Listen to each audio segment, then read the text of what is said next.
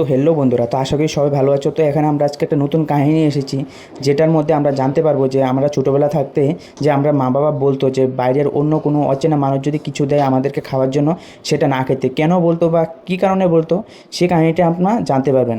আর মুভিটার নাম হচ্ছে শয়তান, যেটা 2024 এসেছে। তো দেরি না করে মুভিটার কাহিনী নিয়ে শুরু করি। তো মুভিটার কাহিনীতে দেখি যে কবির আর তার ছেলে ধ্রুব তার মেয়ের কলেজে এসেছে তার মেয়েকে জাহ্নবীকে নিয়ে যেতে। তারপর ওরা এসে দেখে যে জাহ্নবী একটা ছেলের সাথে দাঁড়িয়ে কথা বলছে, একটু ঝগড়া ঝগড়া এরকম করছে। তারপর ওখানে ওইসব ম্যাটার শেষ হওয়ার পর ও অন্য একটা ছেলের সাথে বাইকে করে ও কোথায় যাবে, তখন তার বাবা কবির ও গাড়ির হর্ন দেয়। তারপর মেয়ে সে তারপরে এখানে আমরা জানতে পারি যে তার মেয়েটা কয়দিন পর ও লাদাখ যাবে তাদের বন্ধুদের সাথে, কিন্তু তার বাবা এখানে রাজি হচ্ছে না যে ওকে লাদাখ যেতে হবে বা এরকম। গাড়ি চালাতে চালাতে এসব কথা ওদের মধ্যে হচ্ছিল, আরও অনেকগুলি কথা হচ্ছিল। তারপর ওরা গিয়ে বাড়িতে পৌঁছায়। তারপর তারা বাড়িতে যাওয়ার পর ওখানে গিয়ে দেখি যে কবিরের যে একটা বউ আছে তার নাম হচ্ছে জ্যোতিকা।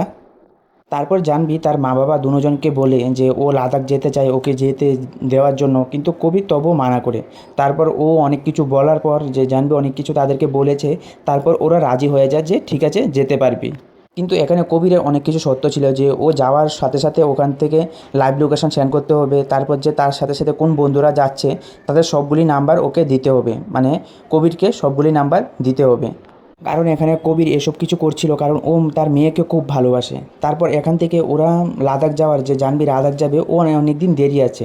তারপর ওরা ভাবে যে এখন তারা একটু ফ্রি আছে, তারা যেন গ্রামের একটা ঘর আছে সে ঘরের মধ্যে ওরা থাকতে যাবে, যেটাকে ফার্ম হাউস বলা হয়। তারপর তারা তাদের বাড়ি থেকে ওখান থেকে বেরিয়ে যায় ফার্ম হাউসে যাওয়ার জন্য। তারপর ওরা রাস্তায় যেতে যেতে রাস্তার মধ্যে অনেক মজা করে, যে কারণ তাদের তো ছোটো একটা ফ্যামিলির মধ্যে অনেক মজা মজা করতে করতে ওরা একটা ধাবার মধ্যে যায়। তারপর ধাবার মধ্যে গিয়ে তার ছেলে ধ্রুবকে নিয়ে ও ওয়াশরুমে যায়, কারণ ধ্রুবের অনেক হিসু পেয়েছিল তাই ওকে নিয়ে যায়। ওয়াশরুমের মধ্যে একটা নতুন মানুষকে ওরা দেখতে পায় যার নাম হচ্ছে দেবরাজ কেশব। কিন্তু তারা ওখান থেকে বেরিয়ে আসে। তারপর ও দাবার মধ্যে আমাদেরকে দেখায় যে তার মেয়ে ও পরোটা খেতে চাচ্ছিল না, কারণ পরোটার মধ্যে অনেক বেশি তেল দেওয়া ছিল, তার সাথে ঘিও ছিল, তাই ও খেতে মানা করে, যে এত অয়েলওয়ালা বা ঘিওয়ালা বেশি ও খেতে চায় না। তারপর ওখানে কবির আসে। তারপর কবির এসে বলে যে এখন সকাল সকাল কিছু চা না খেলে ভালো লাগবে না। তারপর ও কাউন্টারের মধ্যে যায়, গিয়ে বলে যে চা আনার জন্য। তারপর ওখান থেকে বলে যে চা তো দিতে পারবো, কিন্তু আমাদের কাছে 500 টাকা খোলা হবে না, কারণ ওর কাছে 500 টাকাই নোট ছিল, ওর কাছে কোনো খুচরা পয়সা ছিল না। তারপর কবির তার বউয়ের কাছে যায়, জ্যোতির কাছে যায়, গিয়ে যে জন্য তার বউয়ের কাছে খুচরা টাকা খুঁজতে গিয়েছে। তো তখনই যে বনরাজ কেশব নামে যে লোকটা ও দেখিয়েছিল, তখন ও 3টা চায়ের কাপ নিয়ে ওদের সামনে রেখে দেয়। তারপর ওই বনরাজ বলে যে এখন আপনারা চা খান, কোনো অসুবিধা নেই। তারপর বলছে যে আমার কাছে তো খুচরা টাকা নেই, এখন আপনাকে দিতে পারবো না। তারপর বনরাজ বলে যে এসব কোনো অসুবিধা নেই, যেদিন আপনি ফ্রি হবেন সেদিন না হলে একদিন একদিন আপনার থেকে চায়ের টাকা নিয়ে নেব। তারপর এখানে কবিরের তাদের ফ্যামিলি এরকম লাগছিল যে বনরাজ ও খুব একদম ভালো মানুষ, কারণ ওদের যে দেখা পয়সা বা ওর যে স্টাইল ছিল ও কথাবার্তির সব কিছু ভালো মানুষের মতন লাগছিল। তাই ওকে বলে যে ওদের ফ্যামিলির সাথে এসে ও চা খাওয়ার জন্য বা যা কিছু এখানে খাবে ওদের ফ্যামিলির সাথে যেন ও বসে খায়। তারপর ও এসে বসে ওদের সঙ্গে খাইতে শুরু করে। তার মেয়ের কাছে ওর যেন বনরাজের চায়ের কাপটা ওর সাথে রাখে। তখনই জাহ্নবী বলে যে চায়ের যেন একটা গন্ধ আসে, সে গন্ধটা জাহ্নবীর ভালো লাগে না। তো তখন বনরাজ চায়ের কাপটা দূরে সরিয়ে নেয়। তো তখনই বনরাজ তার মেয়ের ছবি দেখায় যে এটা আমার মেয়ে। তো তখনই কবিরের যে তার বাড়িতে কাজ করতো, সে তার কল আসে শ্যামের, যে ওকে বলছে যে ও কাজ করতে পারবে না। তখন কবির এখান থেকে উঠে গিয়ে একটু দূরে দাঁড়িয়ে কথা বলছে। আর ওইখানে বনরাজ ওদের সাথে যে তার ছেলে মেয়ে আছে জাহ্নবী আর ধ্রুবের সাথে কথা বলতে বলতে ওদের সঙ্গে একদম একটা ফ্রেন্ডের মতন হয়ে যায়। তারপর এখানে বনরাজ তার পকেট থেকে একটা লাড্ডু বের করে বলে যে এই লাড্ডুটা খাওয়ার জন্য, যে তুমি ঠিক আছে তাহলে তুমি লাড্ডুটাও খেয়ে নাও, আমি তোমার পরোটাটা খেয়ে নিচ্ছি। তখন ও এভাবে দেয়। তারপর জাহ্নবী আর ধ্রুবের মধ্যে একটু টানাটানি হয়, তারপর এখানে জাহ্নবী খেয়ে নেয়। তারপর এখানে এই লাড্ডুটা জাহ্নবী খাওয়ার পর তার ভিতরে একটা কেমন একটা আলাদা কিছু ফিল হচ্ছিল। কিন্তু এই সিনটা তো দেখে আমরা বুঝেছিলাম যে কিছু না কিছু একটা ঘটনা হতে পারে সেই সময় এই সিনটা দেখে। তারপর ওখানে কবির কথা শেষ করে, তার যে কাজের লোক ফোন করেছিল ওখানে কথা শেষ করে ও টেবিলে আসে, বসে খেতে শুরু করে। তো তখন বনরাজ তার যে মেয়ে আছে জাহ্নবীকে বলে পরোটাটা খাওয়ার জন্য। তখন ও পুরো পরোটাটা খেতে শুরু করে, কিন্তু সবাই এখানে আশ্চর্যজনক হয়ে থাকে, কারণ ওর এতগুলি তেল দেখেছে, এভাবে ঘি দেখেছে, ও খেতে চাইছিল না, কিন্তু ও এখানে পুরো পরোটাও শেষ করে নেয়। তখনই ওই সময় জাহ্নবীর ভিতরে কেমন একটা লাগছিল যে এখানে একটা ভালো ফিল লাগছিল না, তখন তার পুরো ফ্যামিলিকে বলে যে এখান থেকে তাড়াতাড়ি করে এখান থেকে বেরোনোর জন্য। যখন জাহ্নবী এখান থেকে গিয়ে গাড়িতে বসেছে, তার মা গাড়িতে কারোর সাথে কথা বলছিল, তখন আর যে তার ছেলে আছে ধ্রুব, ও দুজন মিলে দোকানে কিছু শপের মধ্যে কিছু টাকা দিচ্ছিল বা কোনো একটা কিছু করছিল, কিন্তু জাহ্নবী এখান থেকে চিল্লাচ্ছিল যে তাড়াতাড়ি এখান থেকে বেরোনোর জন্য। কিন্তু তখনই ওখানে বানরাজ চলে আসে, তারপর ওকে একটা বিস্কুট দেয়, বলে যে ও ফার্ম হাউস গিয়ে বিস্কুটটা খাওয়ার জন্য। তখনই জাহ্নবীর মা কলটা রাখে, তারপর জাহ্নবীকে জিজ্ঞাসা করে যে ও আঙ্কেলটা কি বলেছে তোমাকে। তারপর বলছে যে এমনি কিছু না, এমনি জিজ্ঞাসা করতে এসেছে যে কে কোথায় যাবো বা কিছু এমনি। তারপর যখন ওরা সবাই মিলে ফার্ম হাউসে গিয়ে পৌঁছায়, তখন আমরা দেখি যে ওর ফার্ম হাউসে যাওয়ার পরেই যে বামরাজের যে একটা বিস্কুটের প্যাকেট দিয়েছিল, সে যাওয়ার সাথে সাথে বিস্কুটের প্যাকেটটা পুরো খেয়ে নেয়। তখনই এখানে বুঝতে পারি যে কিছু না কিছু একটা গণ্ডগোল হয়েছে, যে ওকে পুরো বাস করে নিয়েছে, ওর ভিতর থেকে যা আছে এখন বানরাজ যা বলবে ও তাই করতে রাজি হয়ে গেছে। তারপর আমরা দেখি যে সুইমিং পুলের মধ্যে যে কবিরের পুরো ফ্যামিলি আছে, তারা কতক্ষণ আনন্দ পার্টি করে। তখন ওর যে ওয়াইফ আছে যে জ্যোতি, ওর মোবাইলটা জলে ভিজে গেছিলো, কারণ ওরা সবাই একটু টানাটানি করছিল, খেলাধুলা করছিল, তখন ও জলের মধ্যে পড়ে তখন তার মোবাইলটা জলে ভিজে গেছিলো। তখন ও রুমের মধ্যে আসে, এসে যে চালের ডিব্বা আছে, চালের ডিব্বার মধ্যে ওর মোবাইলটা ঢুকিয়ে রাখে। তারপর এখান থেকে জ্যোতি উপরে যায়, ছাদের উপরে গিয়ে ওর মাথা টাথা সব কিছু ভিজিয়েছিল, ও এভাবে শুকাচ্ছিল কাপড় দিয়ে।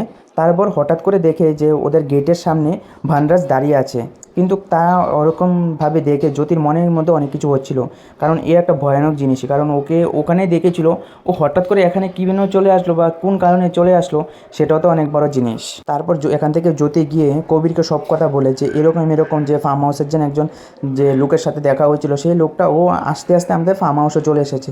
তারপর কবির কথা শুনে ও ঘরের মধ্যে যায়, ওখানে গিয়ে দেখে যে যার কথা ও বলছিল ও তো অলরেডি ঘরের মধ্যে এসেই পড়েছে।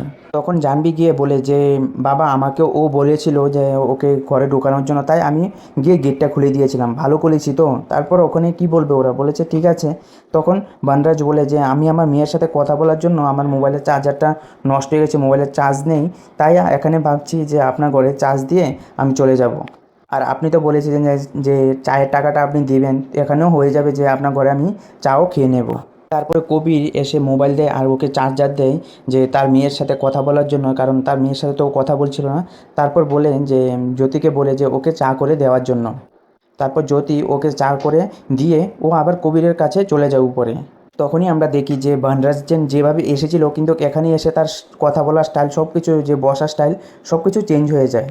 যেমন কি বানরাজি এ পুরো ফ্যামিলিটার যে ওর এ বাড়িটার পুরো ওর দায়িত্বে আছে, বা ও এই পুরো বাড়ির মালিক, এরকমই ওর যে এখন বসার স্টাইল বা ওর জ্যোতির সাথে ও কথা বলেছে সেরকম স্টাইল, সো এরকমই লাগছিল।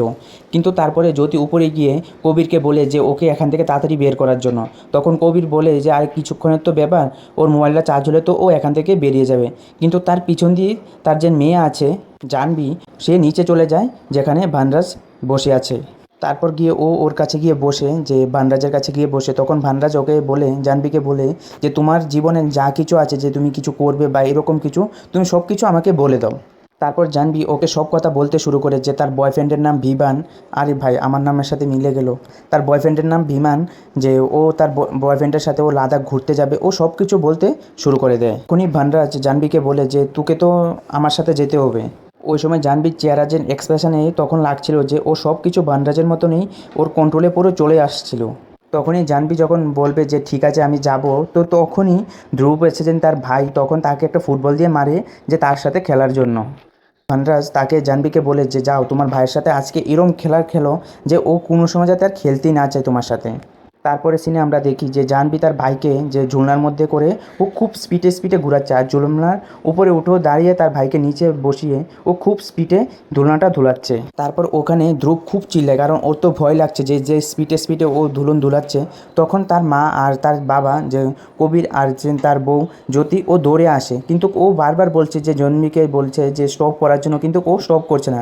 তারপর এখানে বানরাজ আসে, ওকে বলে যে স্টপ করার জন্য, তখনই জাহ্নবী স্টপ করে দেয়। তখনই কবির আর জ্যোতি মিলে তার মেয়ে জাহ্নবীকে অনেকগুলি কথা শুনিয়ে অনেক বকে যে এরকম কি ভাইয়ের সাথে করে। তারপর এই কথা বলে তার ভাইকে নিয়ে এখান থেকে চলে যায়, কিন্তু বানরাজ ওখানেই থাকে, ও ওখান থেকে এখনও পর্যন্ত যায়নি।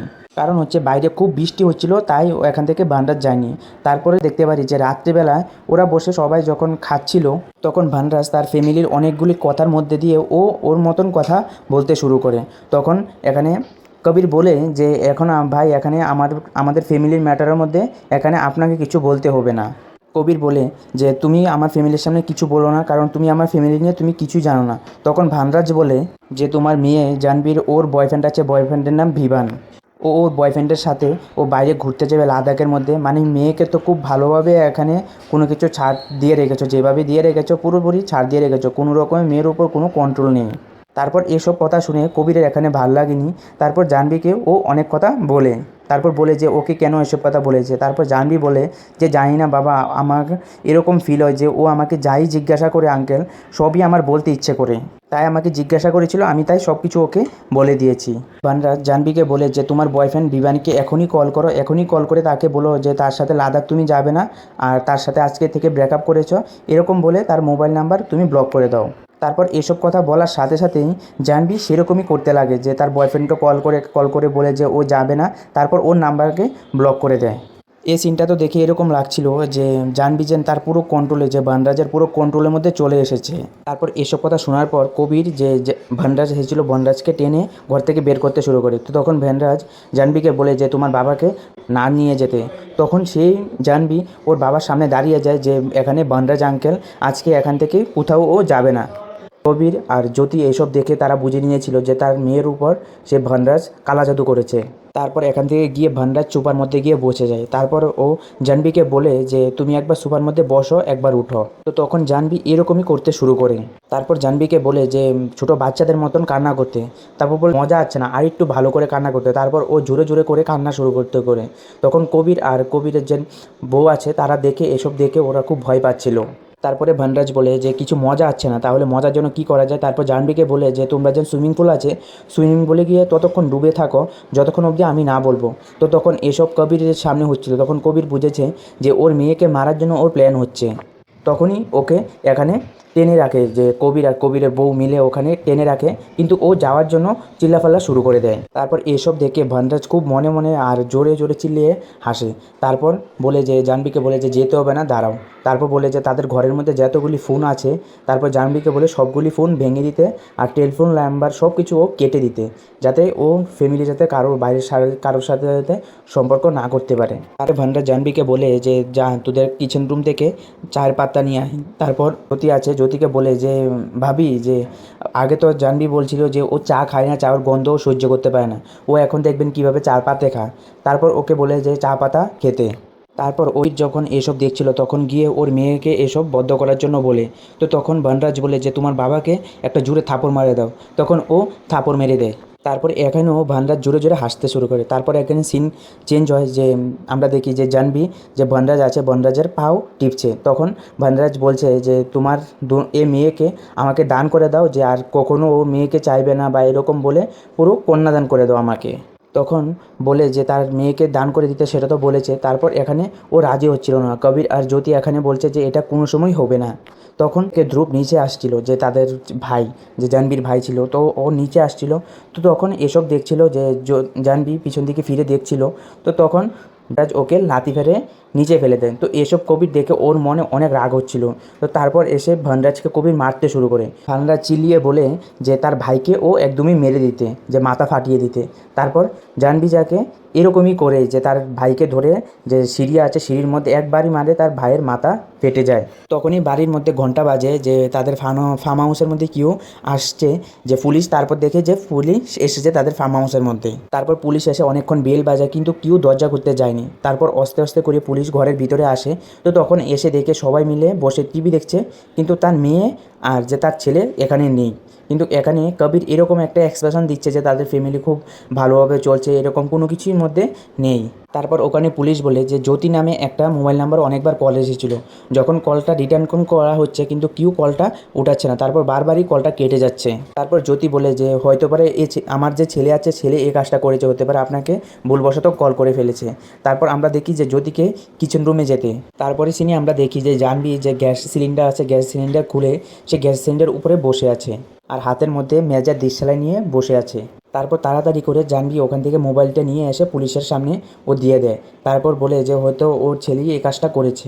তখন পুলিশওয়ালা যেতেই শুরু করে, কিন্তু তখন আবার তারা দাঁড়ায়, যে বলছে যে আপনার বাড়ির মধ্যে কি গ্যাস সিলিন্ডার কোনো লিক টিক হচ্ছে, আপনারা গন্ধ পাচ্ছেন না? তখন কবির বলে ওঠে যে আরে সকালে লিক হয়েছিল, তাই এখনও পর্যন্ত পুরো রুমের মধ্যে এরকম গন্ধ হয়ে রয়েছে, এরকম কোনো প্রবলেম নেই।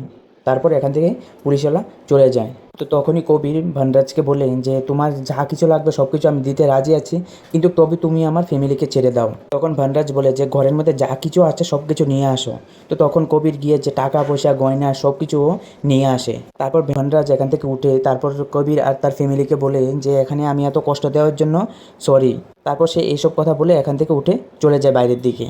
তারপর এখান থেকে ভানরাজ যাওয়ার পর তারপর কবির তার মেয়েকে দেখে যে ও আগের মতনই এখনও পর্যন্ত ভানরাজ যেরকমভাবে বলে যে যা করার মতন ও যেরকমভাবে দাঁড়িয়ে থাকে ও সেরকমভাবেই এখনও দাঁড়িয়ে আছে। তারপর কবির এখান থেকে দৌড়ে ও বাইরের দিকে যায়। তারপর ও বাইরে গিয়ে দেখে যে ধনরাজে ও যা কিছু ছিল, যে গয়না টাকা পয়সা সব কিছু ও জ্বলিয়ে দিয়েছে। তখনই ভানরাজ বলে যে টাকা পয়সা ধন দৌলত এসব তো মানুষের একটা কমজোরি, যে এইসব দিয়ে মানুষকে অনেক কিছু করানো যায়, কিন্তু এইসব থেকে আমি অনেক আগে চলে গেছি। তারপর বলে যে আজকের রাতটার মতন এরকম রাত আর কোনো সময় আসে না, আর এই রাতটা আজকে শুধু আমার জন্যই এসেছে, তারপরের থেকে আমি পুরো দুনিয়াতে আমি রাজ করব। তারপর ভানরাজ ঘরের মধ্যে আসে, তারপর বলে জাহ্নবীকে যে জোরে একটা থাপড় মারার জন্য। তার মধ্যে যে ও জানে যে মোবাইলে ওর রুমের মধ্যে আছে ঘরের মধ্যে, তখন ওই মোবাইলটা ও ভাঙেনি কেন। তারপর ওকে বলে যে জোর জোরে আবার আরও থাপড় মারতে। ওই সিনে আমরা দেখতে পারি যে কবির বাইরে থেকে আসছে আর জ্যোতি নিচেই বসে রয়েছে। ও তো নিচে বসে অনেক প্রস্তব্ধ হয়ে গেছে যে তার এত কিছু দিল, টাকা পয়সা বৃত্তি দিল, কিন্তু কিছুই হচ্ছে না, ও তবুও যায়নি। ওই রকম ভাবতে ভাবতে ও নিচে বসে রয়েছে। তারপর কবির ঘরের মধ্যে আসে, তখন তার মেয়ের হাত যে গালের মধ্যে ও থাপড় মারছে, কিন্তু ও কিছুই না বলে ও সোজা তার ধ্রুব ছেলের কাছে চলে যায়, গিয়ে যে তার ছেলের মাথা ফেটে আছে সেই মাথার রক্ত ও মুছতে শুরু করে। তখনই কবিরের সামনে যে ধ্রুবের যেন একটা রেকর্ডিং করা মিশিং আছে, সেই মিশিংটা দেখে আর ওইটা জাহ্নবীকে বলে যে রুমটা কীরকম, তোমাদের ঘরটা কীরকম ঠান্ডা ঠান্ডা হয়ে যাচ্ছে, একটু এখানে ব্লুটুথে আমার মোবাইলটা নিয়ে গান লাগাও, তারপর সবাই মিলে এখানে ডান্স করো। আর সবাই মিলে বলতে তুমি এখানে শুধু ডান্স করো, যতক্ষণ অবধি আমি বলবো না ততক্ষণ অবধি ডান্স করতে থাকবে। তারপর এখানে জাহ্নবী অনেকক্ষণ নাচার পর ও এখানে থেমে যায়, যে ওরা আর নাচতে পারছে না। তারপরও ওকে বলছে যে নাচার জন্য নাচাতে বদ্ধ না হয়। তারপর নিজে নিজে এখানে মিউজিক সিস্টেম বদ্ধ হয়ে যায়। তারপর এখানে জ্যোতি আসে, যে তার মেয়ে তো নাচতে নাচতে এখানে পুরো হাঁপিয়ে গেছে, তাকে জল দেওয়ার জন্য। কিন্তু তখন এখানে ভানরাজ বলে যে জ্যোতিকে বলে যে তাকে জল না দিতে। তারপর এখানে জাহ্নবীকে বলে যে তার মা যেন এখন জলটা দিয়েছে, জলটা যেন নিচে ফেলে দেয়। আর জ্যোতিকে বলতে যে ও যেন উপরে চলে যায়, এখানে যেন ও না থাকে, না হলে ওর মেয়েকে দিয়ে ওর গলা কেটে নেবে। তারপর এখানে থেকে জাহ্নবী ডাইরেক্ট উপরে চলে যায়। তারপরে ভানরাজ জাহ্নবীকে বলে যে এখনও যদি ও ঘুমাচ্ছে, যদি ওর আশেপাশে কেউ আসে তাহলে একদম জান করে মেরে দিতে।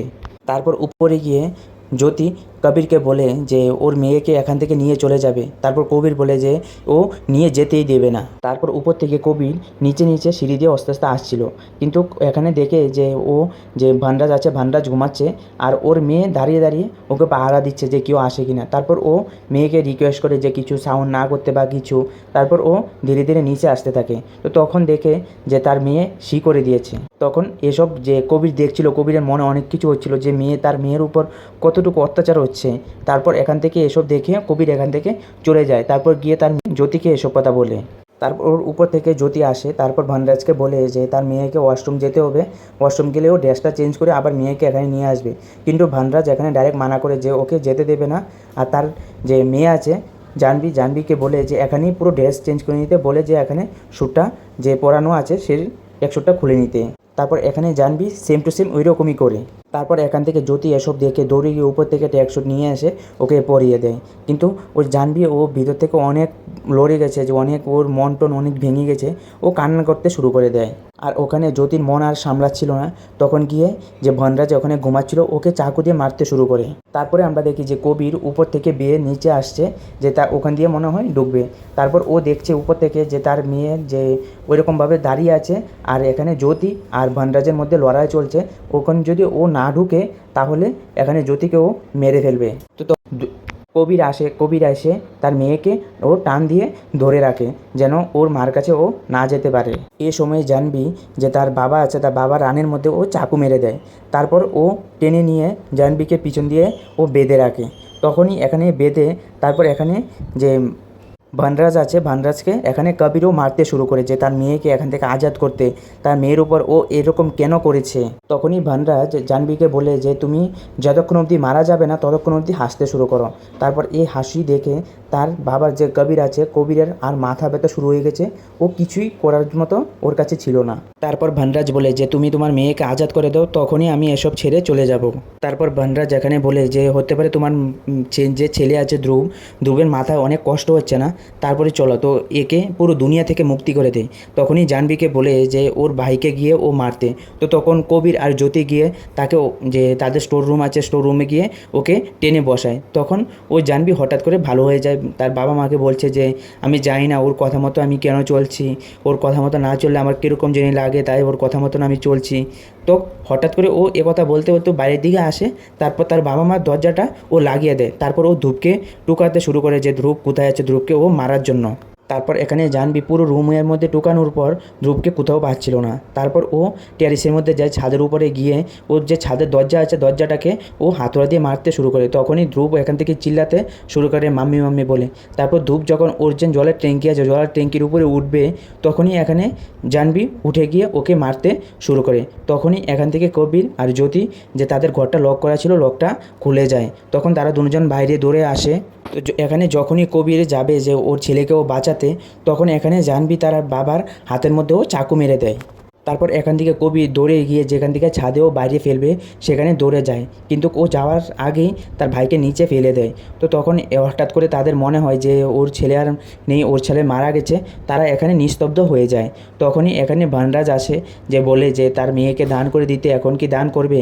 তখন কবির বলে যে তাকে নিয়ে চলে যেতে। তারপর ওদেরকে বলে যে তার মেয়েকে পুরো দিনের একদম পুরো জীবনের জন্য দান করে দিচ্ছে ওর কাছে, এসব বলতে শুরু করে। তখন তারাও সেম টু সেম এরকম বলেই তারপর ওদের মেয়েকে এখান থেকে ওকে দান করে দেয়। কারণ এখানে ধ্রুবকে যদি ও না বাঁচাতে পারে, কারণ ধ্রুবের মাথার উপর অনেক লেগেছে, ওকে তাড়াতাড়ি এখন হসপিটাল নিয়ে যেতে হবে, তাই এখানে তারা ঝামেলা বাঁধাতে যাচ্ছিল না। তারপর ও এসবই করে ও মেয়েকে ওদের কাছে দান করে দেয়। তখন কবি নিয়ে যে ধ্রুব আছে, ধ্রুব তো মাথার মধ্যে চোট পেয়ে আছে, তখন তাকে নিয়ে তাদের গাড়িতে বসায় যে তাদেরকে হসপিটাল নিয়ে যাবে। তখন ধ্রুব কবিরকে বলে যে তার বোনকে বাঁচাতে, তার বোনের যাতে কিছু না হয়।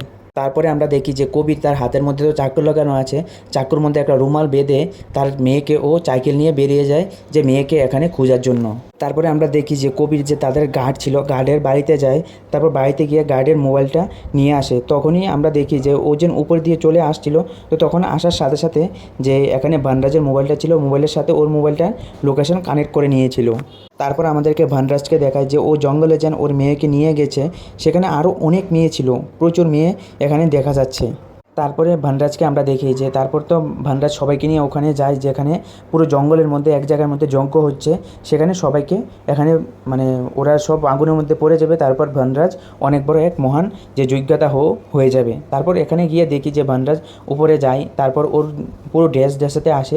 তারপরে এখানে দেখি আমরা বুঝতে পারি যে এখানে ভানরাজ অনেক বড় এক তান্ত্রিক। ভানরাজ এখানে 108 জন মেয়েকে পুরো ও এখানে যজ্ঞর মধ্যেও ফেলে দিতে যাচ্ছে, কারণ ও যাতে পরে যে কোনো কিউর দিকে দেখলে বা যে কোনো কাউকে কিছু বললেই ও তার পুরো বশ করে নিতে পারবে, ও যাতে এখানে পুরো দুনিয়াতে ও রাজ করতে পারে। তারপর এখানে অনেকটি ছোটো ছোটো পুতুল ছিল। তারপর ও বলছে যে লাস্টে একটা লাল পুতুল ও ফেলবে, যখন এই লাল পুতুলটা ফেলবে তখনই যেন সবাই এই আগুনের মধ্যে ওরা ঝাঁপ দিয়ে দেয়। তারপর এখানে যে ও এক এক করে এখানে মন্ত্র পড়তে শুরু করছে, আর এক এক করে এখানে ও পুতুল ফেলতে শুরু করেছে। আর ওইখানে যে কবির যে মোবাইল নিয়ে বেরিয়েছে, তারপর ওর লোকেশন পুরো খুঁজতে খুঁজতে ও বাইক নিয়ে বেরোতে ওকে খুঁজতে শুরু করে। তো তখনই যে এখানে ভানরাজের কিছু গুন্ডা ছিল, গুন্ডা ওকে মারতে শুরু করে। তারপর এখানে যে ভানরাজের গুন্ডারা ছিল, তারপর সব গুন্ডাদেরকে ও এখানে আদামরা করে ও ওখানে যায় যেখানে যজ্ঞ হচ্ছে। তারপর এখানে গিয়ে দেখে যে প্রচুর মেয়ে। তারপর ও ভাবতে শুরু করে যে ভানরাজ এখানে কি করছে এসব এতগুলি মেয়েদেরকে নিয়ে।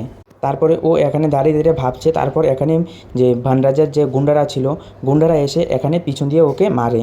তারপর এখানে ভানরাজ বলে যে তার কাছে নিয়ে এখানে কবিরকে নিয়ে যেতে। তারপর তারা সবাই কবিরকে টেনে ওখানে ভানরাজের কাছে নিয়ে যায়। তারপরে ভানরাজ কবিরের সামনে, কবির নিচে ঘুমিয়ে আছে, কবিরের সামনে ও মন্ত্র পড়তে শুরু করে, আর এক এক করে এখান থেকে পুতুলটা ফেলতে শুরু করে। তো ও যখন লাস্টের যে পুতুলটা ফেলতে যাবে, লাল পুতুলটা, তখনই যে এখানে আগুনের মধ্যে কিছু জ্বলছিল, তখন একটা লার্কি নিয়ে ওর পায়ের মধ্যে মারে, যে ভানরাজের পায়ের মধ্যে মারে। তখনই ভানরাজে ও জোরে চিল্লায়, তখন যে ও নিচে পড়তে ছিল তখন, আর তার হাতের মধ্যে তো চাক্কু ছিল, সেই চাক্কুটা ও দিয়ে তার জিহ্বাটা কেটে জিহ্বাটা আগুনের মধ্যে ফেলে দেয়। এখানে যে ভানরাজকে কেন এরকম কেটেছে, কারণ ওর কথা মতন যাতে আর কোনো মেয়ে যাতে কোনো কথা না শুনে, আর যাতে ওর কোনো সাউন্ডে যাতে কোনো মেয়ে না শুনে, যে তাদের লাইফ তো এখানে পুরো ও শেষ করে দিচ্ছে। তারপর এসব দেখে পুরো মেয়েরা এখানে যে ছিল, ওর সবার ভিতরে ভিতরে অনেক রাগ হচ্ছে। তারপর এখানে সবাই ওকে মারতে আসে, কবিরকে। কারণ ওদেরকে কবির আগেই বলেছিল যদি ওকে যদি কেউ অ্যাটাক করে বা ওকে যদি কেউ মারতে আসে, ওরা যেন ওকে পুরোপুরিভাবে মেরে ফেলে। তারপর এখানে যখন সব মেয়েরা একসাথে এসে কবিরকে মারতে শুরু করবে, তখন কবির একটা রেকর্ডিং চালিয়ে দেয় ভানরাজে, যে ভানরাজ বলছে যে তোমরা আগের মতন ঠিক হয়ে যাও আর আগের মতনই হাসতে শুরু করো। তারপরে আমাদেরকে একটু ছোট্ট করে আগের যে সিনটা দেখানো হয়, যে ওর যে ছেলের একটা রেকর্ডিং ছিল, সেই রেকর্ডিংটা দিয়ে ও রেকর্ড করে নিয়েছিল অনেক কিছুই কথা। তারপর দেখে যে এখানে ও অনেক কথা এডিট করে তার এখানে পুরো রেকর্ডিংয়ের মধ্যে ও নিয়ে এখানে আসে। তারপরে এখানে সব মেয়েরা আস্তে আস্তে করে ঠিক হতে শুরু করে। তো তখন কবির তার মেয়েকে গলায় জড়িয়ে ধরে। তারপরে সিন এখান থেকে কাট হয়ে আমরা দেখি যে কবির হসপিটালের মধ্যে অ্যাডমিট আছে। তখন এখানে পুলিশ আসে, পুলিশ এসে বলে যে এখানে যারা যারা মেয়ে ছিল সব মেয়েদেরকে আমরা ঘরের মধ্যে পৌঁছাতে, ওদের ফ্যামিলির সাথে দেখা করতে সাহায্য পেয়েছি। আর এ কাজটা আপনাকে ছাড়া হতো না। অনেক ফ্যামিলি তো এরকম মনে করেছিল যে তার মেয়ে আর নেই, তার মেয়ে মারা গেছে। তারপর এখানে পুলিশ বলে যে ভানরাজকে ওরা কোথাও খুঁজে পায়নি, মনে হচ্ছে ভানরাজ এখান থেকে ভেগে চলে গেছে। তারপর এখান থেকে যে দেখাচ্ছিল আমাদেরকে যে এখানে কবিরের পুরো ফ্যামিলি আছে, পুরো ফ্যামিলি ঠিকঠাকই আছে। তারপরে এখানে আমাদেরকে 1 বছর আগে সিন দেখানো হয়, যে সিনটা আমাদের প্রথমেই শুরুতে দেখানো হয়েছিল, যে একটা মরা ইঁদুর পচে আছে, সেই ইঁদুরটাকে এখানে কেউ তুলতে আসছে। সে হচ্ছে কবির, ওকে তুলতে এসেছে। তারপর নিয়ে ও হাঁটতে শুরু করে। তারপর ওর জন্য সঙ্গে চা পাতা নিয়ে গেছে। তারপর ও কেন চা পাতা নিয়ে গেছে, কারণ ওর মেয়েকে এখানে ও চা পাতা খেতে দিয়েছিল, তাই ওর জন্য একটা চা পাতা নিয়ে গেছে। তারপর সাথে করে একটা কলা নিয়ে গেছে। তখন ও এখানে ভানরাজ চিল্লাচ্ছে যে ওকে দেওয়ার জন্য যে কলাটা, কিন্তু এখানে দিচ্ছিল না কবির। তখন কবির যে ভানরাজকে বলে যে তুই তো বলতি যে তুই হচ্ছে দুনিয়ার শয়তান, আর তখন এখানে কবির বলে যে আমি হচ্ছি তোর শয়তান, ঠিক আছে, সেটা মাথায় রাখবি। এসব বলে এখান থেকে কবির চলে যায়। সেখানেই পুরো কাহিনী খতম হয়ে যায়। তারপর আপনাদের কীরকম লাগলো এই কাহিনিটা শুনে, সেটা কিন্তু কমেন্ট করে জানাতে ভুলবেন না। আর এরকম এক্সপ্লেন পেতে হলে যদি ভালো লেগে থাকে আপনাদের, আর কোথায় আমার ভুল ত্রুটি হয় সেটা কিন্তু কমেন্ট করে জানাতে ভুলবেন না। আর এরকম এক্সপ্লেন পেতে আপনারা চ্যানেলটাকে সাবস্ক্রাইব করে রাখতে পারেন, আর কমেন্ট করে জানাতে পারেন যে আপনারা কীরকম এক্সপ্লেন জানতে চান। আর এখানে স্টোরিটা কিন্তু আমাদের অনেক কিছু বোঝানো হয়েছে, যে অচেনা মানুষকে আমাদের ঘরে আনতে নেই, আর অচেনা মানুষের কিছু দিলে আমাদের যে কোনো, আমাদের ছেলে হোক বা আমরা হোক, যে কোনো এজের মেয়ে বা ছেলেরা খেতে নেই।